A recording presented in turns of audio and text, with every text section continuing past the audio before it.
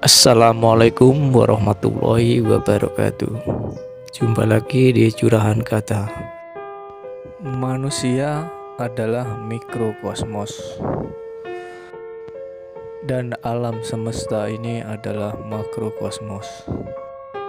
Apa yang ada di alam semesta ini ada di dalam diri kita. Ini sama kayak banyak sufi yang lain. Katanya Rumi, manusia ini jagat kecil. Bahasa filsafatnya mikrokosmos, alam sohir. Alam semesta ini alam kabir. Dalam diri mikrokosmos ada makrokosmos, dalam dirimu terkandung semua unsur-unsur alam semesta. Makanya Al-Quran menyuruh, lihatlah sekelilingmu dan lihatlah dirimu sendiri. Karena dalam diri kita, apa yang ada di alam, dalam diri kita ada, dalam bentuk mini. Unsur-unsur alam apa saja itu sebenarnya ada. Mineral kah, air, api, udara, tanah, ada semua dalam diri kita. Jadi kita ini mikrokosmos. Maka pertama-tama pahamilah dirimu, kenali dirimu, lihatlah ke dalam. Nah, kalau sudah paham diri kita, kita akan paham alam semesta. Karena dalam diri kita ada seluruh alam semesta. Kalau kita sudah paham alam semesta, kita akan paham Allah. Karena alam semesta ini manifestasi dari sifat-sifat Allah semuanya. A sampai Z. Makanya ada hadis yang bilang man arofa nafsahu faqad arofa rabbahu. Barang siapa kenal dirinya, dia akan kenal Tuhannya. Rumusnya apa? Dalam diri kita ada alam semesta, makrokosmos. Makanya kita disebut mikrokosmos. Begitu kita paham makrokosmos dan mikrokosmos, kita akan paham tentang Tuhan. Kenapa? Karena alam semesta ini isinya adalah manifestasi dari semua sifat-sifat Tuhan. Tuhan yang penyayang, Tuhan yang pemaaf, Tuhan yang teliti, Tuhan yang maha adil, dan seterusnya. Itu kan ada di alam semesta ini. Keadilannya, sayangnya, dan seterusnya itu kan bisa kita lihat di jagat besar, termasuk jagat kecil diri kita sendiri. Betapa telitinya Allah. Misalnya matahari itu kalau lebih dekat 10 cm aja dari bumi tidak akan kuat, dia akan terbakar dan kalian tidak bisa hidup. Atau dia lebih jauh 10 cm saja, bumi juga tidak akan ada kehidupan, pasti akan beku. Kok matahari bisa pas begitu? Itu ketelitian Allah. Tidak mungkin nggak sengaja. Itu sengaja apa nggak sengaja? Tidak, itu Allah yang teliti. Tubuhmu kan juga teliti.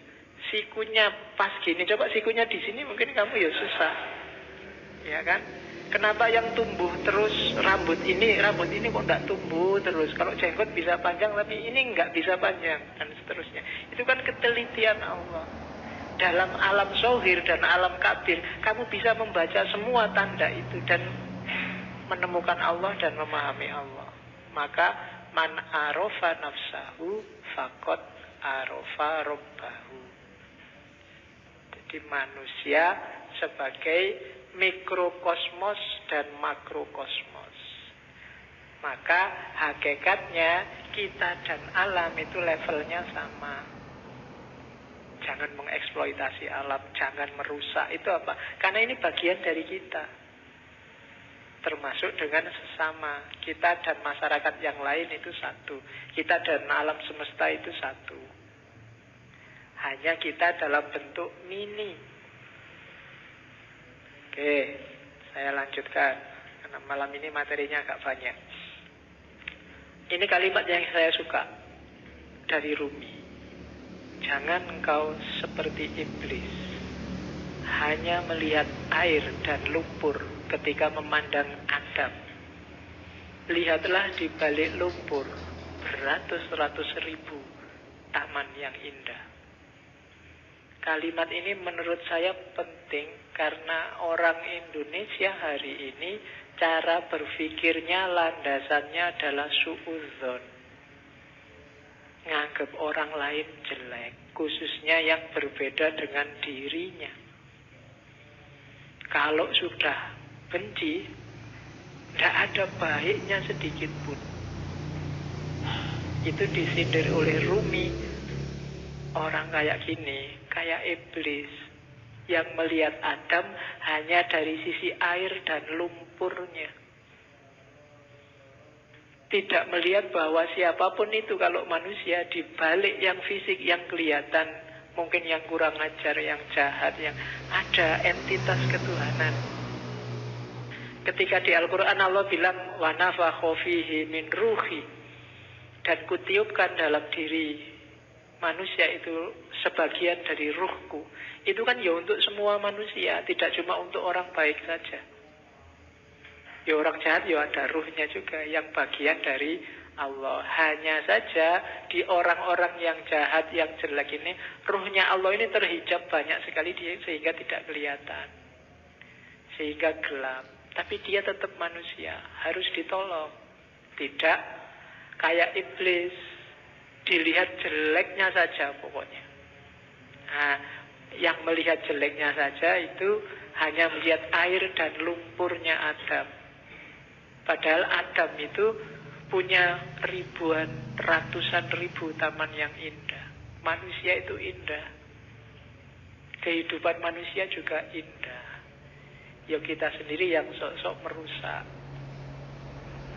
Dengan nafsunya tentunya ya. Hari ini kita sering jadi iblis. Kita ya jangan nunjuk orang lain. Biasanya nek wis benci kan terus gak ono api iblis. Sejahat apapun orang, pasti ada sisi-sisi tertentu dalam hidupnya yang masih baik.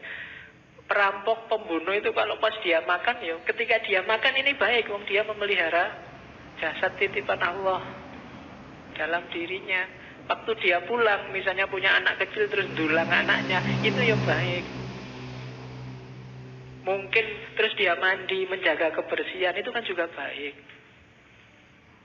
Mungkin di antara hasil curiannya eman-eman ini, sodako sebentar tetanggaku ada yang tak, iki yo apik meskipun barang colongan itu tadi.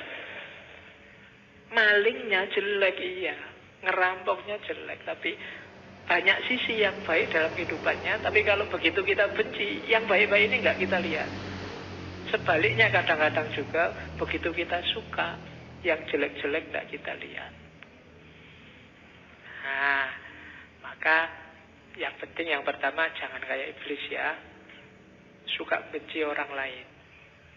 Kalau ada orang tersesat, diingatkan. Kalau dia ngeyel, ya sudah, kan gitu rumusnya. Ada orang mau ke Jakarta kok jalannya ke timur, ya jangan dimarahi, jangan dipisu-pisui, dipukuli, kurang ajar kamu ke Jakarta kok ke timur, kan enggak. Ya mas, Jakarta itu ke barat, sampai kok jalan ke timur. Ya suka-suka saya dong. Ya sudah. Kan gitu aja. Hari ini kan kamu gitu. Ada orang kamu anggap sesat, terus kamu marah-marahi, kamu pukuli. Nggak ditunjukkan yang benar gimana. Tunjukkan ya. Tugas kita kan cuma tabligh. Sampaikan aja. Kalau nggak diterima ya sudah. Perkara nanti kamu kesasar mau ke Surabaya kok terus nyampe Banyuwangi. Mau ke Jakarta nyampainya Banyuwangi. Ya dinikmati saja. Urusannya dia. Nah, yang penting kita jangan jadi iblis. Kalau ada orang beda, orang kita anggap sesat, terus kita lihat jeleknya saja. Terus, ini penting juga, akal. Rumi termasuk orang yang memposisikan akal tidak sebagai puncak. Akal itu penting, tapi akal hanya transit. Akal harus dilampaui. Tidak boleh orang berhenti hanya di akal. Di Masnawi itu ada cerita yang mungkin sering dikutip orang. Cerita ahli bahasa dan tukang perahu. Jadi ada ahli bahasa naik perahu sama tukang perahunya. Sambil naik perahu terus ngobrol. Mas, tukang perahu, sampai ngerti nggak kalimat majemuk itu apa? Tidak ngerti Pak. Sampean sudah tua, kalimat majemuk aja tidak ngerti. Rugi sampean hidup itu. Sampean ngerti nggak kalimat sastra itu kayak gimana. Nggak tahu Pak. Alah, apalagi sampean sudah umur tua gini sastra aja nggak ngerti. Buat apa umur sampean dihabiskan? Sampean ngerti nggak? Pokoknya diajak ngobrol gitu, dimarahi terus, dilecehkan terus. Tiba-tiba terus ada badai. Kapalnya mau tenggelam, katanya yang punya perahu, waduh ini Pak, sampean bisa nggak berenang? Nggak bisa. Wah, sampean sampai tua berenang aja nggak bisa, ya wassalam, sampean mati, bye-bye, tak tinggal ya, sudah selesai. Nah, itu cerita ini terkenal, nanti variasinya macam-macam. Tapi ini Rumi mau nyindir bahwa ya bolehlah ada orang pinter, tapi sepinter-pinternya orang itu kan sesuai bidangnya. Yang pinter filsafat mungkin tidak ngerti sama sekali tentang fikih. Yang pinter fikih mungkin tidak ngerti tentang kalam. Yang teknik mungkin tidak ngerti tentang kedokteran. Sak jago-jagonya Habibie, kamu tanyain, Pak Habibie, ngerti nggak teorinya Ghazali tentang? Tidak ngerti dia. Oh, dia ilmunya penerbangan. Jadi, tidak. Maka orang pinter yang sombong itu janjinya orang bodoh.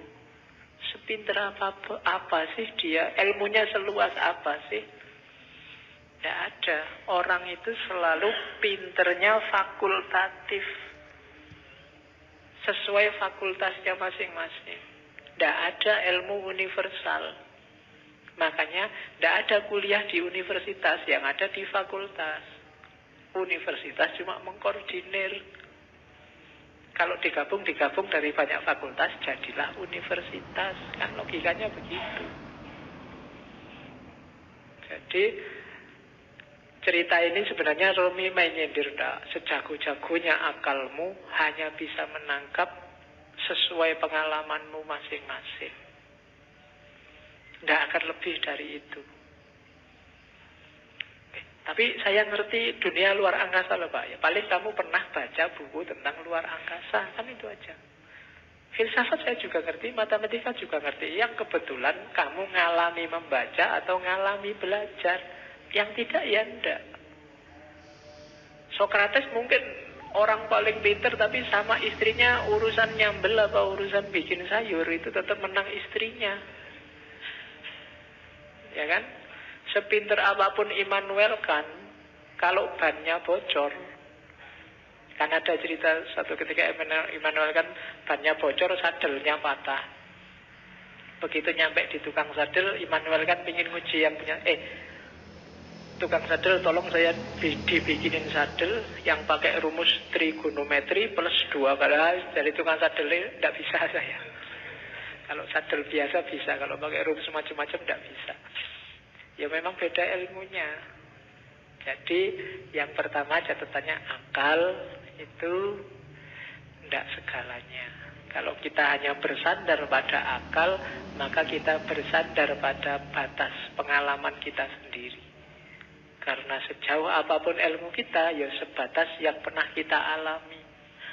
Ilmunya mahasiswa filsafat pasti beda dengan mahasiswa pendidikan, pasti beda dengan mahasiswa teknik. Itu batasnya akal. Jadi saya bilang tadi, akal hanya transit. Katanya Rumi, akal, jasmani, lahiriah, ini harus sih, cuma dia bukan tujuan. Dia hanya alat transit kita untuk menggapai yang lebih dalam, lebih tinggi. Wilayah ilahiyah. Jadi jangan dihentikan akal untuk akal. Atau kalau fisik misalnya harta untuk harta, tidak bisa berhenti di situ. Karena hidup kita ini rumusnya adalah inna lillahi wa inna ilaihi roji'un. Dari Allah dan sekarang sedang berjalan menuju Allah lagi. Maka apapun pengalaman, kalian punya apapun, ngerti ilmu apapun, punya harta apapun, punya kebisaan apapun, harus dalam rangka mendukung berjalan semakin dekat pada ilaihi roji'un. termasuk akal. Kita dikasih Allah akal, panca indera, itu sebagai sangu untuk ilaihi roji'un. Jangan sampai tersesat. Bahkan Allah saking sayangnya sama kita, gak cuma itu, kita dikasih buku pedomannya langsung, namanya kitab suci. Gak itu juga, karena khawatirnya kita gak mau baca, kita dikasih nabi juga, dikasih rasul juga. Dalam rangka apa? Biar langkah kita ilaihi roji'un ini pas, gak keliru. Maka katanya Rumi, akal kita, panca indera kita, apapun yang kita bisa, yang kita miliki, ini harus jadi jalan, harus kita lampaui menuju ilaihi roji'un tadi, dalam rangka bertemu dan berjumpa sama Allah. Kalau enggak, berarti satu di antara dua. Kalau bukan kesia-siaan yang nanti kita sesali, mungkin juga ketersesatan. Sia-sia itu tidak ada gunanya, kita tuas capek. Tersesat itu kita nyeleweng, jalurnya tidak ilaihi roji'un. Kalau Al-Quran bilang yang bisa ilaihi roji'un itu nafas mutmainnah. Ya ayyatuhan nafsul mutmainnah, jiwa yang tenang. Maka tugas kita di dunia ini bikin nafas kita mutmainnah, biar nanti bisa ilaihi roji'un, bisa kembali dengan mulus, dengan lancar pada Allah. Nah, itu akal. Jadi termasuk ngaji ini ya. Ngaji ini tidak boleh bikin semakin jauh dari Allah.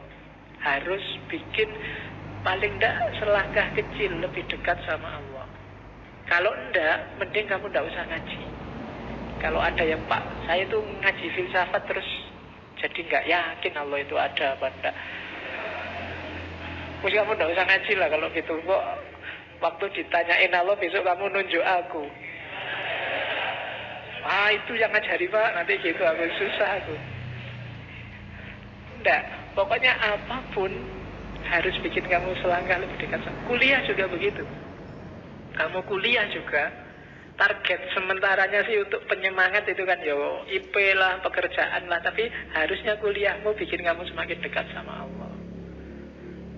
Makan juga begitu, tidur juga begitu, pacaran juga. Ya, jadi kalau punya pacar, bilang ke pacarmu, kita komitmen ya, kita pacarannya semakin mendekat ke Allah. Ya diatur sendiri rumusnya, kamu yang ngerti. Ya, kalau mau pegangan tangan, bismillahirrahmanirrahim. Ya, kalau sudah, alhamdulillah. Oke. Itu maunya Rumi. Jadi apapun fasilitas yang diberikan Allah pada kita sekarang, manfaatkan itu untuk ilaihi roji'un. Hakikat kita ada di situ. Dan semua yang bikin kita semakin jauh dari ilaihi roji'un, hindarilah.